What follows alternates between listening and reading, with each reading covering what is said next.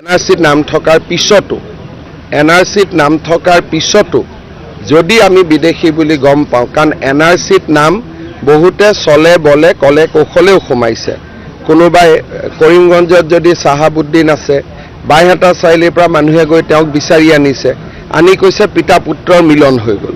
গতিকে যি ধৰণে অসমত এনআৰচি হ'ল, সিয়ে গোটেই প্ৰক্ৰিয়াটোৰ ওপৰতে বহুত সন্দেহৰ সৃষ্টি কৰে।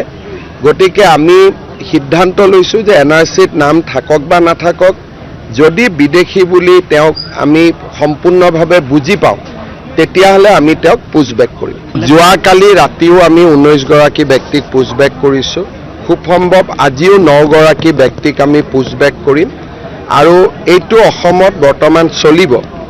আৰু কিন্তু এইটোও ঠিক যে লাখে লাখে মানুহক পুছবেক কৰাটোতো সম্ভৱ নহয়, কিন্তু যিমান দূৰ সম্ভৱ আমি পুছবেকৰ কাম হাতত লৈছোঁ। এনআৰচিত নাম থাকক বা নাথাকক, যদি আমি বুজি পাওঁ যে তেখেত বিদেশী, আমি তেওঁলোকক পুছবেক কৰিম। এইটোৱে বৰ্তমান চৰকাৰৰ নীতি। এনআৰচিত নাম থকাৰ পিছতো যদি আমি বিদেশী বুলি গম পাওঁ, কাৰণ এনআৰচিত নাম বহুতে চলে বলে কলে কৌশলেও সোমাইছে। কোনোবাই কৰিমগঞ্জত যদি চাহাবুদ্দিন আছে, বাইহাটা চাৰিআলিৰ পৰা মানুহে গৈ তেওঁক বিচাৰি আনিছে, আনি কৈছে পিতা পুত্ৰৰ মিলন হৈ গ'ল।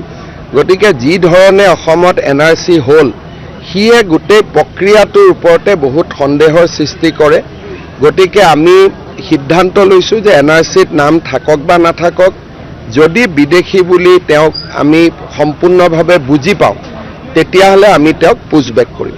যেতিয়া এনআৰচিখন সম্পন্ন কৰা হৈছিল, তেতিয়া সেই ব্যৱস্থাৰ সৈতে জড়িত বিষয়াসকলো আচলতে গাফিলতি বিষয়াসকলৰো আছে, কিন্তু যিসকলে এই কামটো কৰে তেওঁলোক ইমানেই বুদ্ধিমান যে আমাৰ বিষয়াসকল ইমান বুদ্ধিমান নহয়। নতুন দিল্লীৰ পৰা হৰ্ষ মণ্ডৰ বুলি এজন বিশেষ ব্যক্তি আহি অসমত 2টা বছৰ কেম্প কৰি লৈছিল। বহুকেইজন ডেকা যুৱকক আমেৰিকা আৰু ইংলেণ্ডত পঢ়ুৱাই লৈ আহিছিল, অকল এনআৰচিখনত কেনেকৈ এনআৰচিখন বেয়া কৰিব পাৰি।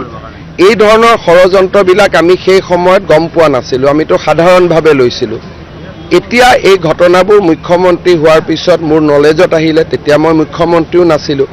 গতিকে মই ব্যক্তিগতভাৱে অকল এনআৰচিখন এটা তথ্য হ'ব পাৰে, কিন্তু এনআৰচিত নাম থাকিলেই যে তেওঁ ম্যাদী পট্টা পাই গ'ল, সেইটোক মই বিশ্বাস কৰিবলৈ মই সাজু নহওঁ।